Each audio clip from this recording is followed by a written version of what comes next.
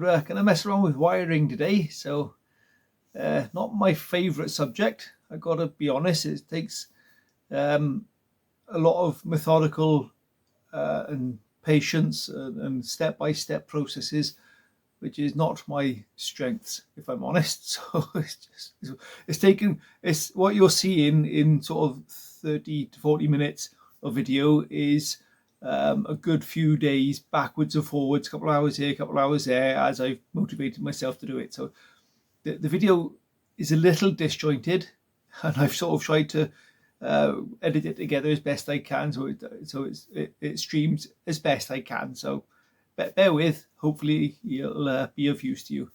A couple of bits in there about the wiper stalk, not wiper, the indicator stalks. So if you've seen a previous episode where I've used Land Rover stalks instead of Escort stalks, and the wiring's slightly different in there. So in this video, I can clarify how to wire those in, and hopefully that'll make sense when you see it. Also get the wipers wired up and working with the loom, and the heater box as well. I've had that apart and given that a good sort out, clean up, and a bit of a service and a refurb on the fan as well. So a few bits and bobs in this video, but all based around wiring. There's also a couple of 3D printed solutions in there. You'll see that. I won't tell you what that is. You'll see that as you come into the video. So I hope you enjoy it, and see you at the end. Right, I've been messing with the wiring loom. So what I've done, I've decided, I was in two minds whether to build my own loom or use the Escort one. So I thought, before I get too far ahead, I'll pull this loom apart, just untape it all, and check all the cables. So what I've done, I found some areas which were burned, probably from bad welding. So I've simply spliced new bits in, and got it all connected now. So the rear loom I'm happy with, because that's fairly straightforward. So I've now fully taped that. Again, in purist for Haytix, I've done it with black tape. My goodness, what a horrible man I am, instead of the grey tape. But hey ho, I don't care. So I've got the original fuses with the ceramic jobs in there. I'm missing one, so I just shorted one out for now. Again, terrible thing. And got the ignition switch here, so if we turn it on, I try and do this one-handed. See that the clocks will live up. So that's good. I've just got earth running up to a battery up there, and a live feed coming into the loom there.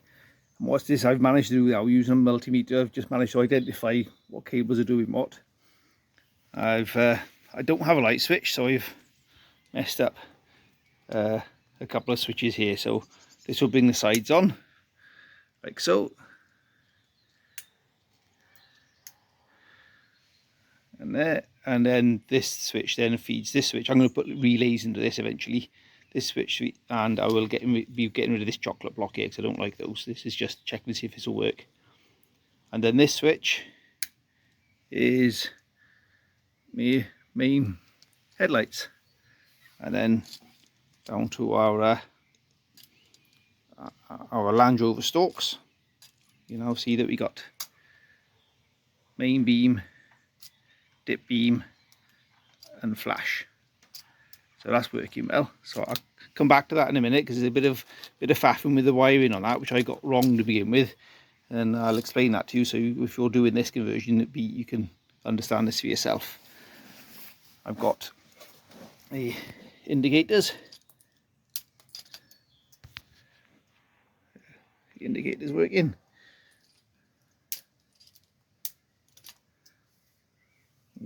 Hunky dory. And my repeater lamp working as well, so that's good news. And the horrors of the hazards, they're working as well. My hazard blinker there. So that's all good news. The heater switch, interesting thing, I don't, where's it gone? There's a, right, okay, so the way the heater switch works, you got your low, off and high. So low runs through a resistor. Again, getting hold of the proper resistor is really expensive, but I have one of these kicking about anyway, DC motor controller. This is 20 amp, and I have had it running on the motor in the car, and it's fine. So on low, I'll have infinite control of the speed from nothing to fast if I wanted, and then just fast, so it should just go straight to earth, it straight to earth. So that's how I'm going to control the heater. I'll just have that and have this by it somewhere. The wipers I've yet to figure out properly, because this is the old foot switch and the foot pump thing, which I'm going to do away with that and have an electric windscreen wash. Is the wiper switch not in very good condition, but I'll sort that out again another day. I don't have the right plug for that either, so that's also on my to find list. So I'll come back to that again. Right, okay, so the indicator stalk from the Land Rover. Some of you remember the previous episode about this. Oh, hang on, let's turn my lights off.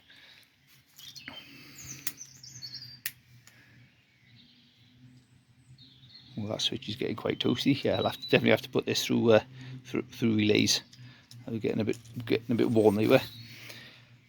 So previously, I did an episode on doing a little 3D print on this and changing these out for the Escort one, because the Escort ones are very expensive if you can find them, and this is a Land Rover one around the £20 mark, so it's worth doing.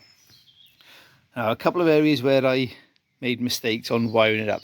Indicators are straightforward enough because they're just a feed from the indicator relay from the hazard switch, which just feeds up into there. Now, I've also extended this cables across because this was a left-hand drive Loom, so I've just extended the cables across to go over to the right hand side. The engine bay Loom and the rear Loom are identical, pretty much as far as I can tell so far anyway. So what I've done, I've extended the cables across from here, spliced cables in, and put in new multi-block connectors that I've, cheapy cheerful ones I've bought off eBay, and they do the job. So I've cut the indicator circuit there, so that's indicator feed left and right. Now the biggest mistake I made here, trying to work this out, and this is why you got a dangling cable here. This is your supply in for headlights from headlight switch, which will be that one there. So it should, to your switch, it'll be black and white with a black stripe like that one. So from the switch to the switch, you've got your live here, which is a permanent live. Then that's your switch out to side lights, and then to main and high and low beam, which is your black and white. So the black and white is what is now become blue on here, because it's blue on the Land Rover one, so I've sort of kept it irrelevant. And what I was doing for the flash to work, I had pinned that back out to the purple. But what you need, because this is only an ignition live, so your flash won't work when the ignition's off. So you need to come back, splice into this red one, which I have done back here somewhere, and then run a permanent battery live to the purple. And the purple then connects up there and there for your flash. So if I pull on that now, that's that way, that's your flash. See? And that's with the ignition off. So that's what we need. That's what you need for that. So that's what the purple one's doing. So the purple then goes onto your blue and white. And blue and white is your main beam out from these stalks. And then you got your blue, which is your main supply in from your headlight switch, and blue and red, which is your dip beam out. So when it's on, when your stalk is at rest, it's on dip beam, and then click over to high beam and then flash. So that's straightforward enough. A little bit of a fiddle. The horn is straightforward enough as well. The horn is just a 12 volt ignition live in, and a make and break switch in the end there to go back to your horn, which is on this looms over there somewhere. Right, well, I've got to be honest, I didn't think this was going to work. So this is my 3D printed switch in 3 bits. The rocker, the body and the base, and I've used the guts out of an old knackered switch. And just a bit of 3mm bar there for the rocker to rock on. So, here you go, side lights. And main beam. Side lights, main beam, and then we got high beam, dip beam, and flash and all that goodness is still working. So, brilliant. I'm going to leave that on for a second now to see if that starts to warm up, because these switches I had, these rockers, these toggles rather, they warmed up real quickly. So it'll be interesting to see what happens to this, and so far, stone cold. But I still think I'll run the headlamps, the dipper main beam at least, through relays. It just makes more sense to do that. Still cool. Lovely. Okay, I'm calling that a success. Alright, I've been messing around with the wiring for the wiper motor. So if you remember a few episodes ago, I used the Vauxhall wiper motor and adapted it for the Escort wiper frame. For the same reason as usual, these are like 20 quid. Escort wiper motors, if you can get them, are stupid money. So, from the previous episode, I did do the wiring for it, figured it out straight to there, straight to the battery, figured out all the park and all that. And that was fine for the Astra, which is switched lives, but the Escort switch is switched earth, so I've had to rethink that and go back to front. So here's the plan for that. So you've got the high circuit, low circuit, then permanent brown, which is live, coming from there, because of course Astra colours, brown is live, black is earth, but with Ford colours it's the other way around, so I swapped them there, and now just got this connected up loosely to a battery for the moment. So all I need to do now in the car when I got it in is find an ignition live and an earth, which will be on the loom for this, for the wipers anyway. Come back to that. So what we have then is brown is ignition live, black is constant earth, if you like, green is the park earth, yellow is low, white is high. And so what we're doing is sending those to earth, and that's what we've done with the switch here. So here's the plan for the switch as you're looking at it from this angle. So that's the pin out, those pins there from sort of this angle. So lower left pin is the park, which would be green. The middle right, if you like, is yellow for low. Top middle right is black, which is just goes straight to earth, and the white then is high. Then what happens then, the way these switches work, is a little brass slider inside of them and the brass pins. So when it's on, when it's off, those two pins are connected, which makes park, and so that park then earths the low circuit until it comes around to the gap in the park, and that's how park works, which is fine. Then when you switch it to the middle, it connects, it shorts those two out, black and yellow, so that'll be sending yellow to earth, which brings us on to low. And same again when it goes to the top, it shorts those two out, which sends white to earth. And the result is simple. Low, high, park. Lovely. So that's all figured out, and when I come to putting it into the car permanently, I just need to find me ignition live, and constant earth is easy enough to find. Righto, so the next thing to test is our wipers. Have we got this right according to the wiring loom? So I've just wedged it in there for a second. I'll do a better job of that. So there's our wiper motor switch, there's our earth, and there's lives. The lives are pinned together because it's just a way to connect lives together backwards and reverse. So that's That's our wiper live on the left and the earth there on the right. So I'll just push those in there then on. There's our wiper switch. Happy days. Slow, fast, and park. Brilliant. So we can make a better job now of connecting those into the loom. Right, so remove the old plug and put a twin adapter on there so we can make and break that there at will, and onto there, and happy days, we're still going. Lovely. Super. On to the next bit. Okay, so I mentioned that I've had the loom apart and I've spliced in new cables where necessary because of looks like some of it has been burned by welding. So all I've done to do that, for example, say this is one of the cables which is from there on is burnt, so I've cut it out, stripped the end off, and I've used two types of ferrules. Now the debate between soldering and ferrules is a close one. I've done soldering before, never had a problem with it, but I've had these ferrules as well. So it's one type like this, which crimps with a small crimps like this, and this is easier for if you're in the middle of a loom. This is a way to do it. So that will go in there like so. Cable in there, and boom, ready to go. Nice lovely crimp.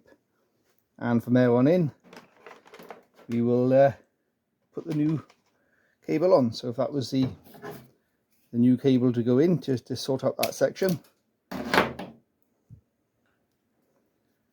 off it goes. I found with these easier to put them in the crimper first. Yeah, here we go.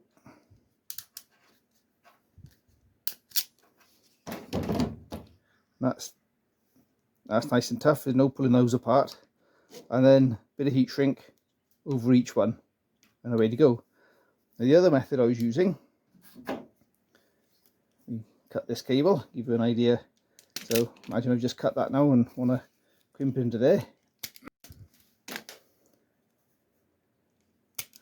Now these ones are more preferable because I think they're stronger, but it's only good if you can get if on the end of a cable.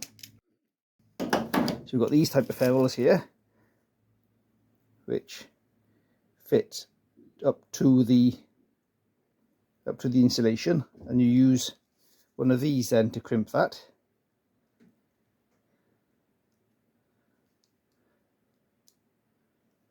Like so. And again, got a really nice strong crimp there. So again, if that was going onto there. The problem, of course, you can't do this mostly mid-loom because you need to be able to slide this on and off all the way. There we go. Now this is for ferrules on the ends. If you're going to put use chocolate blocks, you really should put a ferrule on the end of a cable. Bear with, I'll go get one to show you what I mean. So say I wanted to then put this into a chocolate block type connector. Chip the end off. Find one that suits the best, like so, and then crimp that on the end of there, like so. That's what that's actually for. And then you put those in your chocolate blocks or your screw type connectors. So that's perfect for that. Gets a nice breadth. But also found it's really good for this. And again, same again, bit of heat shrink over that. And that's going nowhere. That's really nice and tight. That's just the insulation pulling back actually there. So the cable itself is not going anywhere. Give it a good tug. See, nothing. That's really tight. So the debate of which is better, crimping or soldering, from what I see from results and what professionals will say, people better than knowledge than I've got, is they prefer crimps. This is why you'll see mostly in car looms from the manufacturers, they're crimped rather than soldered. Okay, let's see if the heater fan works.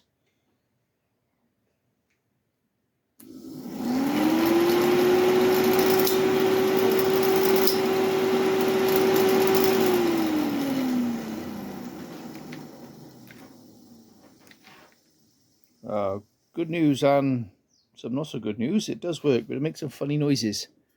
Let's take it apart and see why that is. Right, let's have a look, see what's involved with this.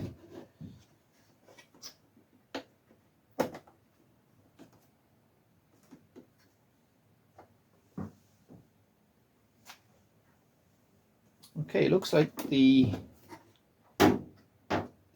this bit is just clipped on in place with these whatnot spears. So let's see if we can clip those off somehow. Looks like they should just slide out, I guess.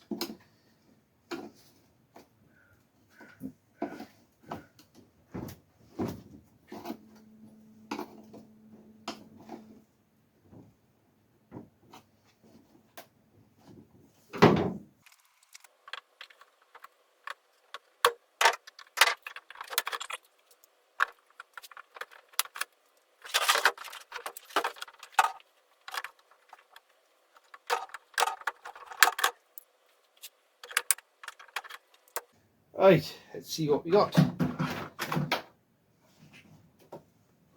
Ooh, I could do with a good clean out in there.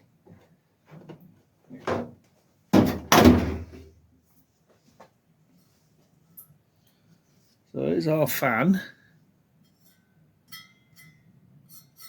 Quite grubby. Could do with a good wash.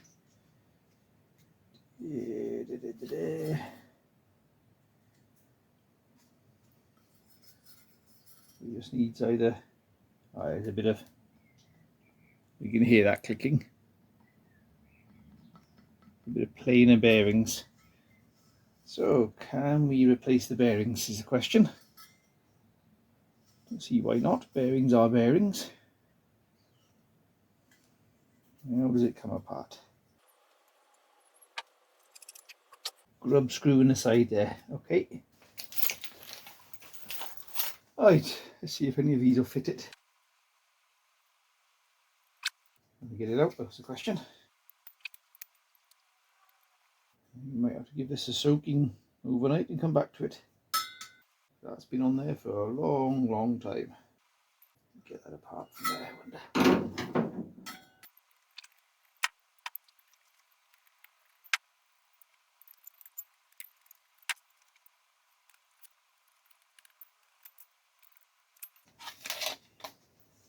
Right, one last bit to fight with.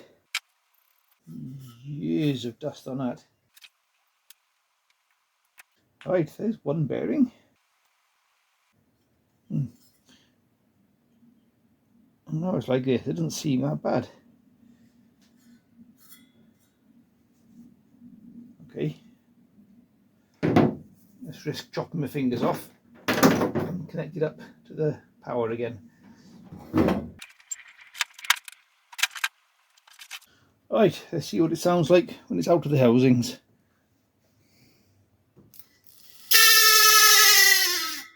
Horrible.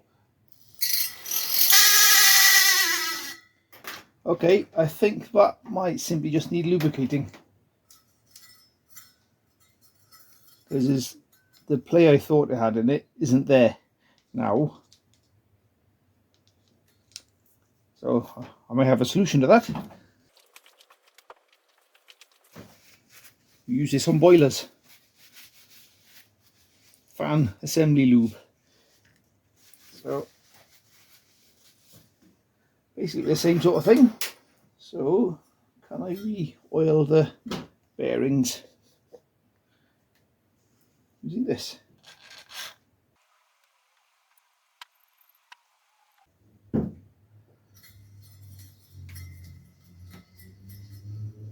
Let's give that a whirl.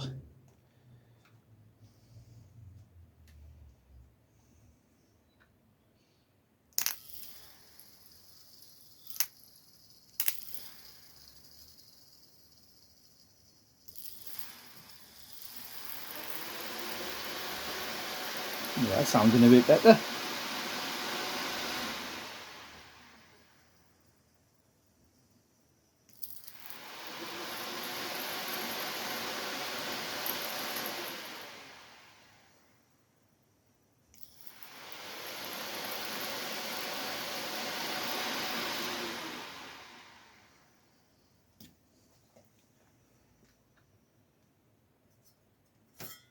Lovely, that was a nice easy fix. Love an easy fix. Right, okay, with that all put to one side, let's have a look, see how we can pull this apart, if we can. It's promising we can get the heat exchanger out at least. The two halves appear to be riveted together. It won't be the end of the world. If we have to drill them out and put nuts and bolts in there, we can do. But let's see. It might be enough access by pulling this out.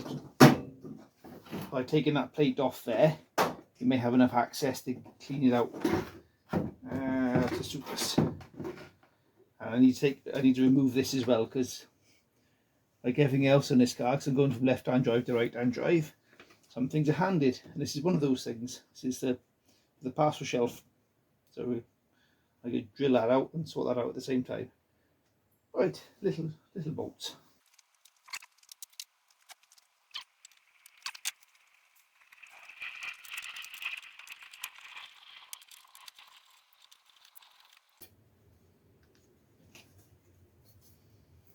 That's seen a bit of action over its life. Clean up and a paint. Oh, polystyrene. This is top technology back in the day. Didn't expect to see that in there.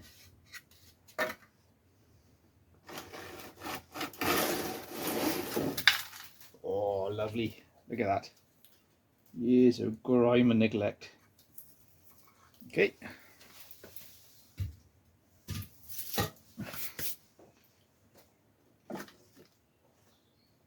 Oh, let's hope that's not asbestos. Shouldn't be.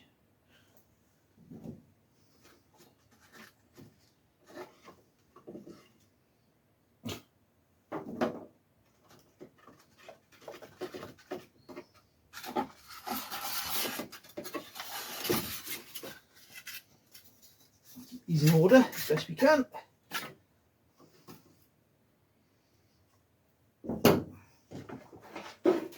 Lovely. Oh yeah, we can get into there and clean that out at least. I'm going to go and give this a wash out and see if we can put it in a bucket and blow some air into it, see if we got any leaks. Right, here then. Right, the first thing I'm going to do is give this a good blasting through with some air to clean it.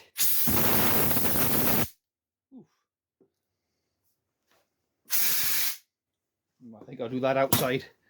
I'll come back. Right, that's that cleaned and blasted through as best we can. Now let's see if it holds air. Go too bonkers with it.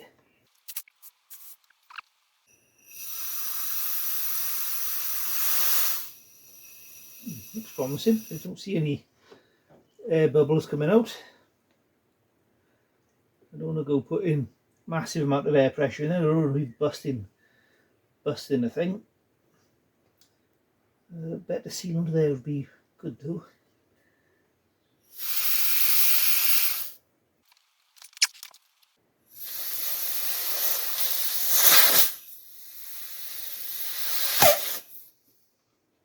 Yeah, I think we're good. Well, that's good news. Our heat exchanger is sound.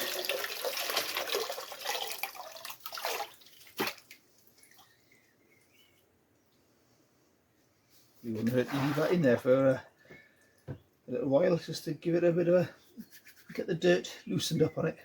Right, that can stay there for a bit.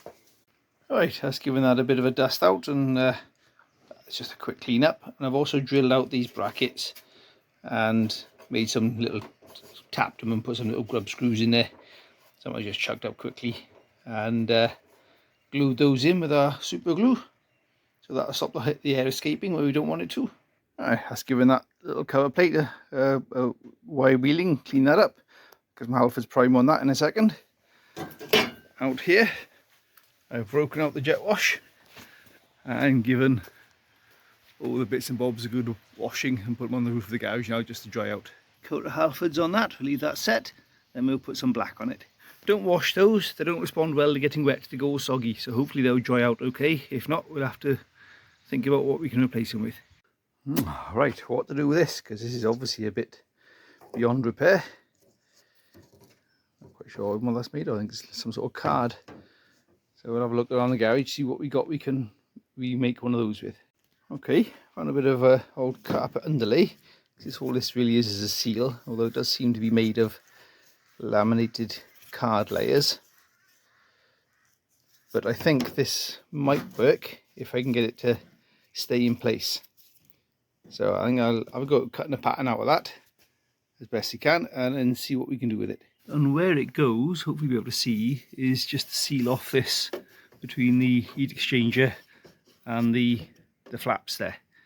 So I reckon we can take, I might even ditch this, not use this as a pattern, to take measurements off that and draw that out on there, and away to go. Okay, so that's my measurements, and give or take, they sort of fit where that went. So I'll cut that out now and see what we can do with it. Alright, with that cut out, it's a little on the flimsy side. So I think what I might have to do is, once it's in place in there, is get a bit of glue just to stop it flapping about. But I think we can work with that. We'll find out when we come to putting it all back together. Alright, the next challenge while we're waiting things to go off and whatever they're doing is to sort out these. So a bit of a painstaking thing. All I'm going to do is just get a straight pick into them and hike them all out straight. So a bit of a challenge. It'll take me a few minutes to do that, so I'll come back to what the result looks like. Alright, that's better than it was. Not perfect, but it's all out of sight anyway. Just all we want to do is get the air to flow through it and not be restricted by the broken fins or the flattened off fins. So that will help that work. It's quite a fat heat exchanger. I'm not sure what these are normally like on the Escort, so I've never pulled an Escort heater box apart before, but usually these are about half the size of that. So whether it's a fatter one for a cooler climate where the car came from, I don't know. I'm not entirely sure the history of the car. I did think it was a South African import at one point, but that's not the case because it's left-hand drive, so we're not really sure where they come from. Okay, so a quick test fit in there, and I haven't got the side piece in there because I'm waiting for those to dry out yet, or decide what I'm going to have to do with that. But you just see in there, that is squishing out. So what I think I'll have to do is glue that to the box, and then we should be able to work with that. Right, that is now glued into place in there. So that should stop that shuffling around, and we come to put it all back together again. And I have cut a couple of side pieces, but how successful they're going to be to get them in and the heat exchanger in at the same time, I don't know. Right, that's the fan stuck back on the box. That was easy enough, just put it back in. I used these are the original rubber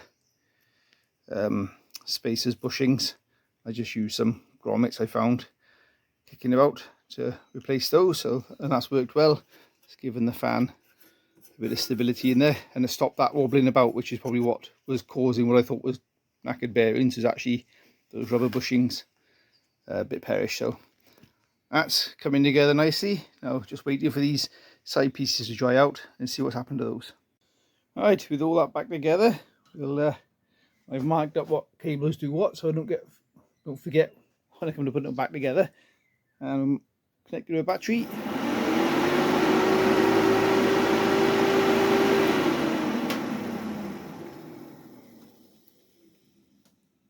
That's sounding a lot nicer. So what I think was happening before, because the bushings were worn, the blades were probably touching the sides of these slightly, making it sound a lot worse than it was. Bearings were dry, and so it just needed a little bit of service. Right then, with a bit of wiry rejiggery pokery, we've managed to get our heater to work through our pot system here. So we've got a motor controller and a pot to control the speed. So on low, we've got now have infinite control of our fan, and then on high it just goes on usual on high. So what I've had to do, instead of normally the earth from the motor will come to the middle pin, and then you'll send the earth either straight to earth or to through resistor. But to make it work this way around, it took me a while to figure this out. had to swap the pins around effectively. So the middle pin now goes straight to earth, and then so the switch then, as you switch down to maximum, it will short those two out, minimum will short those two out. Then on minimum you can run the what used to go to the resistor now runs through our little control box and earths the motor that way. So we get low and high, and the low then we can control as much or less we want. Happy days. These are dried out now and seem to be okay, so that's good news. You don't have to go substituting them for anything else. Has occurred to me that I'm hoping these haven't got asbestos in them. Wouldn't have thought they'd have for any reason, and they didn't act like asbestos when I got them wet, so I just think there's some sort of weird, again, sort of cardboardy type things. So we can now start putting everything back together. So I'll chuck all those bits and bobs back in there and come back to you. Okay, that's all fitted back in there nice and snugly. That's nice and tight in the housing there as well, so it's not going to rattle around, so that's good news. The fan, I've cleaned the blades up on, not dissimilar to servicing a fanned flue boiler as it happens, so same sort of thing. The little spider there, look. Is he gone? There he is. So not dissimilar to servicing a fan fluid boiler as it happens, because they get fluffy and the fan loses its efficiency and the heat exchangers need cleaning through, so that'll help that work a lot better. There we go, 3D printing again. That's made up some control knobbly gadgety things there, so not quite the same as the Escort ones because they're a bit more curved and what have you, but they're certainly close enough work for me. And also had to make up some little brackets there because somehow the ones I took off, the little spring clips, have vanished into thin air. Oh, goodness knows how. It's one of those things I looked at, thought, right, they're really important, I must keep hold of those, must keep those safe, and they vanished. Last time I saw them, they were on that plate there, on the bonnet just there, and since then they've gone AWOL. So I've knocked up some, just a couple of strips of metal that clamp together, so they do the job, as you can see. So see if I can do this without getting in the way. So you can see they're working just fine. And the bottom one.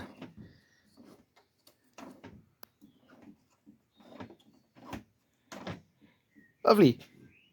And I got the plate there. I've ordered a new sticky for it. So once those are all together, try and do this left-handed and one-handed. Something like that. And back in the car, they'll look just the part. Brilliant. Happy days. And quickly chuck back in the car, they'll look something like that. You got hot, cold, or cold, hot, and down, up and off, or whichever way around they are, I can't remember. But they're doing the job and they seem sturdy enough, so we'll see how they get on. Okay, so thanks for watching. Hope you enjoyed that. And I must thank my good friends Wayne and Jan for my t-shirt anniversary present. It's Claire and I's 28th wedding anniversary just last week, so this is my present from them, and Claire had a candle and some bits and bobs as well, so it's sort of stuff that we love. They've seen this, they know I love old Fords, so thank you both, love you very much and appreciate the present. So back to the video. Hope you enjoyed. It's a lot of learnings in there for myself. I hope that's been helpful to you as well if you were debating stripping your old wiring or loom apart and are a little bit reticent to do it. They're pretty simple on the old Fords. There's not a lot to go wrong. There is no relays or anything particularly exciting in the original wiring loom. I will be putting relays in here to help look after the loom because this was designed for old school lights, old filament lights, and there'll be halogens going in there, half-tidy halogens as well. So we'll be going to the LED route because we know from experience of the Mazda that MOT man doesn't like those, so we won't be messing with those. So we'll stick with halogens.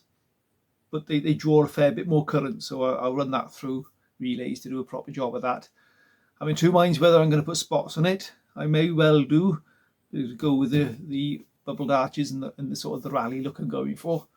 But again, that'll be all done with relays, and that'll just be picking up off of the high beam anyway, so we won't have to put any extra switches in for that.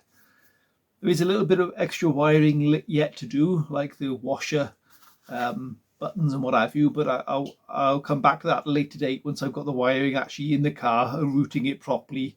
And then once I'm happy with all of that, I'll then tape up the loom and get it all finished and sorted. So happy with the progress. Happy that I've managed to get that loom working and up and running. It hasn't cost me anything, not really. So because the loom that come with the car, and I've got piles of wires from stripping cars apart previously, so I've just used what I had in the garage. So it's cost me nothing to get that loom up and running, and it would cost me a couple £100 probably in cable if I was to build that from scratch. So very happy with the result of that. So thanks for watching. Please do subscribe if you don't already. Please like and share and all that, and see you on the next one.